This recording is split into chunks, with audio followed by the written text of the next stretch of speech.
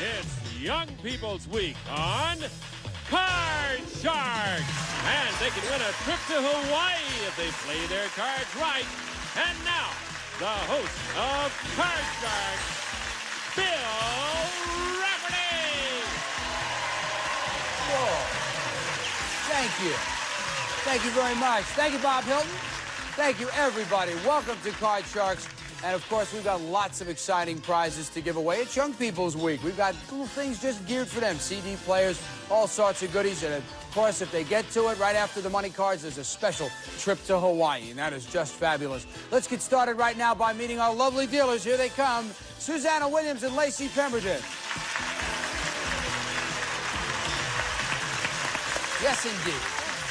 Young people, we had a good time. This is the end of Young People's Week. We're going to get into our shows. It was good. You know what I'm amazed at? Because they're young people, but we asked them some kind of tough questions, and they had really interesting points of view about them. They do. They're very intelligent. They are very bright, very bright children. Let's get started right now, because we got to pick it up from sudden death. Very exciting part of the game right now. They're going to deal out the cards. Time to meet the Card Sharks. Here comes Tom and Heather.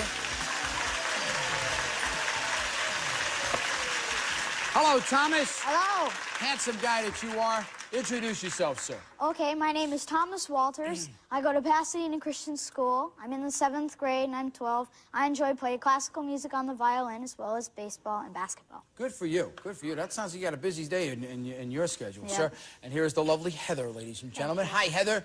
Hi, my name is Heather Fitzsimmons. I go to La Tierra School in Mission Viejo. I'm 11 years old, and some of my hobbies include long-distance bike riding and short stories. And when I grow up, I want to be a physical therapist. Physical therapist. What a noble occupation that is. Well, good luck to both of you. You got a tough game ahead of you. You guys are now facing sudden death. Whoever wins this one, they go on to the money cards. And don't forget about our prize cards in the deck, because every time one of them turns up in the game, that could mean some fabulous prizes. And if you look at the board right now, Thomas has $500 on his side of the board, and Heather has a stereo on her side of the board. And there's a lot at stake in this game right now. Let's get our audience poll group up. Here they are. They've been with us all week. We've got 10 dentists.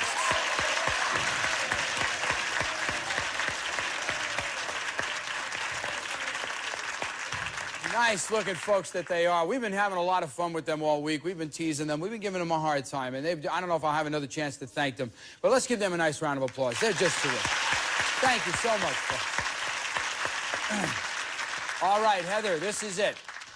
Questions for you. Before the show, we asked these 10 dentists, have you ever pulled the wrong tooth by mistake? How many of these 10 dentists admitted they have pulled the wrong tooth? Well, looking at them, they look pretty assuring and know what they're doing. And I wouldn't say that'd be very much. I'd say that'd be about 3. 3. Tom, what do you think? Higher or lower? I'm going to say lower because I don't think if they pulled the wrong tooth, they'd be here right now. I think they'd be sitting in jail. All right, so Tom's got a point of view, and we'll express it. Tom says lower than 3. The actual number of these dentists who have pulled the wrong tooth by mistake is 2. It is lower. I don't know if I should ask for purposes of just practice only here. These guys... But what the heck? Let's ask, who are the guys who did this? Who pulled the wrong one? Oh! And you're both standing together. That's amazing. Well, let me ask Dr. Hook, what happened? Well, I had these 2 7-year-olds who were identical twins. They put them in the rooms next to each other, and they switched the charts up. And they were baby teeth, so thank God that it had to be done. And they were just, is there anybody else? Nobody else has had, that's amazing to me. And what happened after, how did you tell it to Mom? I explained it to Mother, and she wasn't pleased, but you know, we gave it to him free. But there's a man with a heart. There's a man with a heart, ladies and gentlemen. Have a seat. Thank you so much. All right. I want Thomas to listen to me right now. This is sudden death. Now, you can change that queen, which you probably won't, and play on, but if you make a mistake, that means that Heather automatically wins the game. Or you can pass control of the board over to Heather, force her to play off the 8. If she makes a mistake, that means that you will automatically be the winner of the game and the match. What do you want to do, Tom? There's no way I'm going to play. I'm passing it. He's going to pass it to Heather. Oh, Heather, you got a tough road to hoe. A lot of cards to call. What do we want to do with this? You got an 8? Higher or lower? Right in the middle. God. Am I allowed to change it? No. No. I didn't think so. We're gonna go higher. She's saying higher. It is sudden death. Every turn of the card means a championship to Thomas over there. Higher than an 8. Higher than an 8? It is. Lower! Lower than a king? It is. Freeze. You can't freeze. You must continue to play. Lower. Lower than a 9. Very important calls. No! And Thomas won the championship. You got it. Oh, Heather. Good try. Well, you know, you guys really played some good matches there. Were really tough matches, Heather. Unfortunately, Tom's the guy who won it. He's going to come over and play the money cards. We got some nice gifts for you backstage. Thank you so much. Bye-bye. Come on over here, Thomas. Whoa! Well, you got caught on there, too. You got a big sweater on, right? That's the style. Do you know something? I bet you forgot about one thing. Not only are you the champion or you're going to play the money cards, you just won $500. Yeah. When we come back, he goes to the money cards right after this. We'll be right back.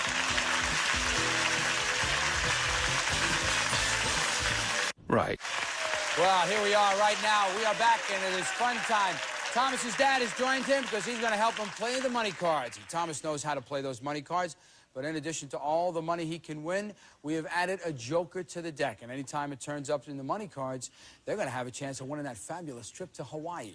And for winning our match, we're going to give him 2 free jokers, which guarantees you at least 2 chances to take that trip to Hawaii. And that's it. Let's get started right now. You ready to do it? You going to do it? Let's give him $200. You got it. Let's make some money, Tom. Take a look at this card. Tell me what you want to do. It is a 7. What do you want to do? I want to change it with number 2, please. Number 2. All right. That 7 now becomes an 8. Oh. Not a lot of help. You got $200. Careful on this. $200 on an 8. I'm going to go 50 lower. $50. Smart bet. I like that. $50 lower than an 8. It can go either way.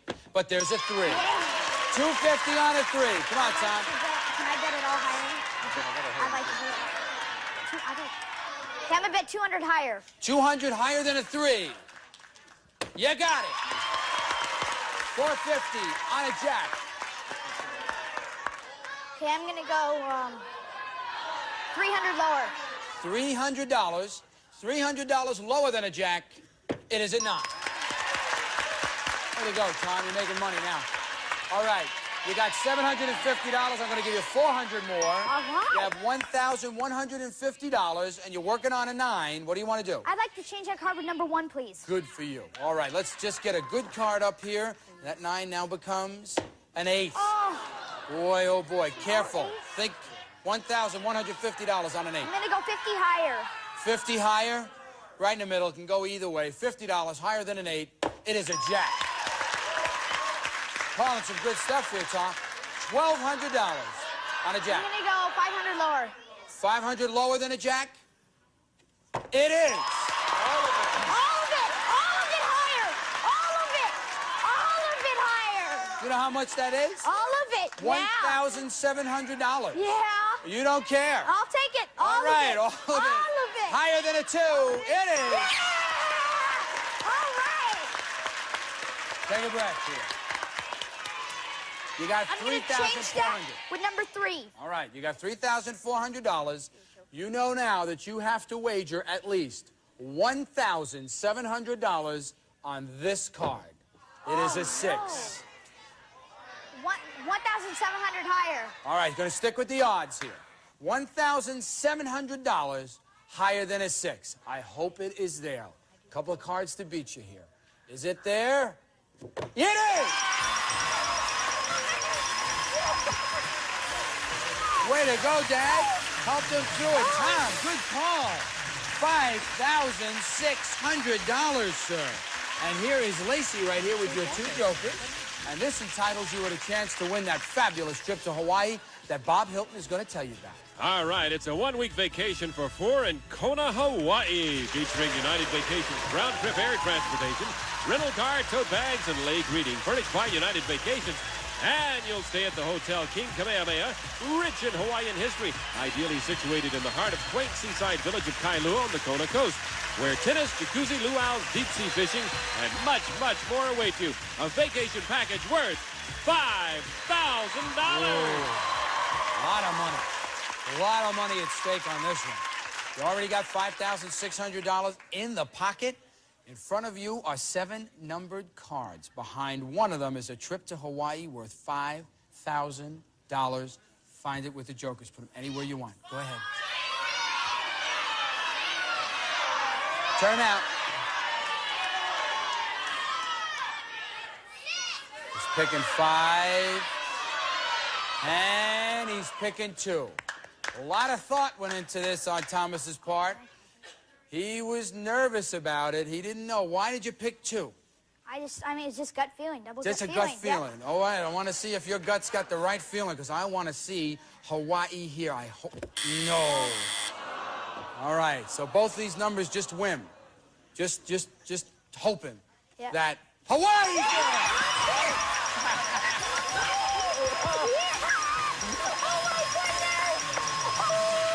Good man. Oh my goodness! Yeah, good stuff. Good stuff. You're going to Hawaii. Come on over here, Tom. Wow. Isn't that terrific? $10,600 cash and trip. That's all yours. Good for you. And he was nervous. I don't know why he was nervous. You were just terrific. Well, I hope you enjoy your trip and your money. We're going to be back with 2 new contestants right after this. Good man. You did it. I can't believe Oh, that's a pleasure. Stay where you are. Come over here.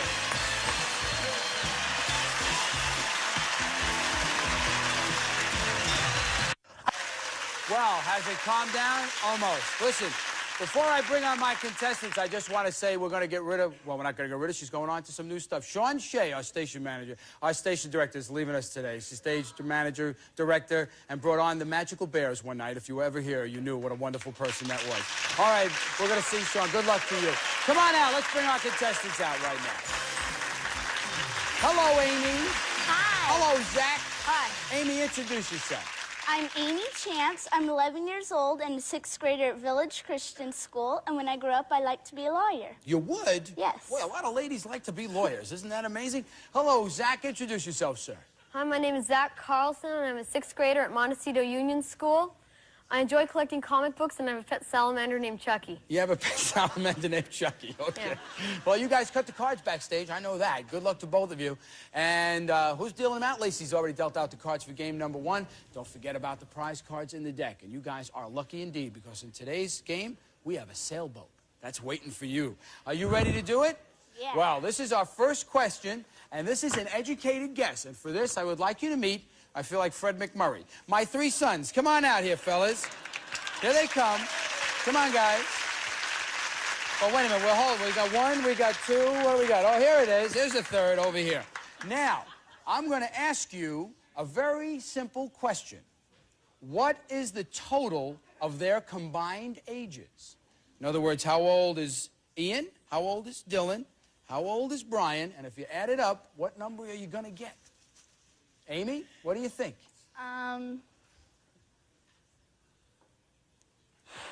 It's tough. He shaved.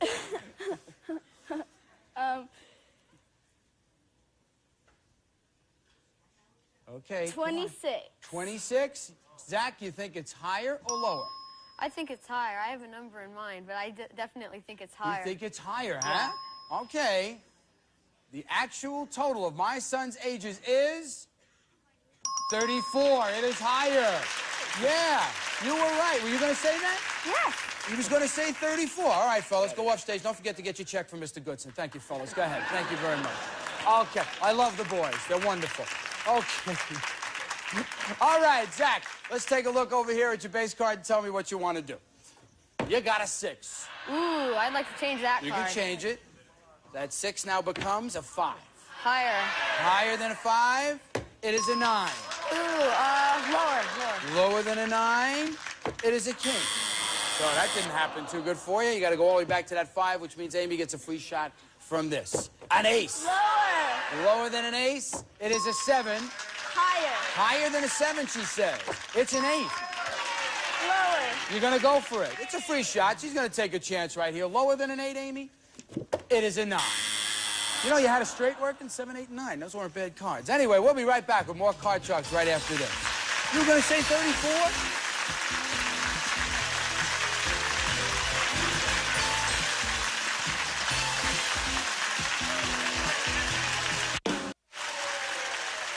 Back right now, and just in our first game, about to ask our second question. Not a lot of damage done on the board, although Amy's working from a great card. Zach's got a little bit of work cut out for him with a 5 over there, and this question's for him.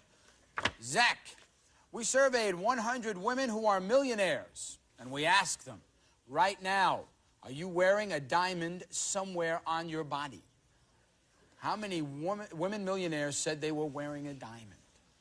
Well, I think that would be a very high number because you see people at gala events and the Grammys and things like that, and they're always wearing diamonds, and they have dresses with diamonds along here. And it seems that if you're rich, you want to buy something that's worth a lot of money, gold, diamonds, something like that. So I'd say that was about 78. 78. Amy, what do you think? I agree with him, but I do think it's going to be a little bit higher. A little bit higher than 78. That's an interesting call. The actual number of women millionaires who were wearing a diamond is 70. It is not higher, it is lower. It is lower. So, Zach, you got a 5. What do you want to do? Can I change that? Sure you can. 5 now becomes a 9. Ooh, lower. Lower than a 9? It is a 6. Higher. Higher than a 6? It is a 5. So, back again to that, and Amy gets a free shot from the ace. Lower. Lower than an ace, it is a 5. Higher. A lot of 5s. Higher than a 5, it's a 9. Lower. Lower than a 9, it is a jack. Boy, you guys are pulling some bad cards here. Let's go get our next question out here and see if we can change that fact. Amy, this is for you. Okay. We surveyed 100 bachelors, and we asked them, would you marry a woman who refused to cook? I did. How many bachelors would marry her anyway? I don't think that would be too many because, well, some men, they can cook, but some men, they can only make, like, TV dinners and stuff. And they wouldn't want that all the time or restaurants all the time. Oh, yeah, those guys are terrible. I think maybe 45. 45 would marry a woman who refused to cook. What do you think, Zach, higher or lower? I don't know. Some guys are pretty pig-headed about cooking. You know, that, okay, you cook the meal, I need to sit down, it's a newspaper. Now that's final. You know, some people are really like that a lot. You know, I know a few myself. So I'd say that might even be a little bit, could you repeat the question one more time? How many bachelors would marry her anyway? How many bachelors would marry a woman who refused to cook? Now, Amy said 45. A little lower, I'd say. You're going a little bit lower. The actual number of bachelors who would marry a woman who refused to cook is 44. It is a little lower. By 1. By 1. What a call. Zach, here's a 9. Definitely change it. He says change it. It's a 9. Lower. He's going lower than a 9. Wow. It's a 7. Higher? What do you want to do? Higher, I guess. You're going to go higher? Yeah. It's right in the middle. It's a tough call, Zach. It's the toughest card to call there is. Higher than a 7. You are right. It's an 8. Ooh, I'm going to freeze. You're going to freeze. Yeah, I think you made the right choice on that one. We'll be back with sudden death right after this.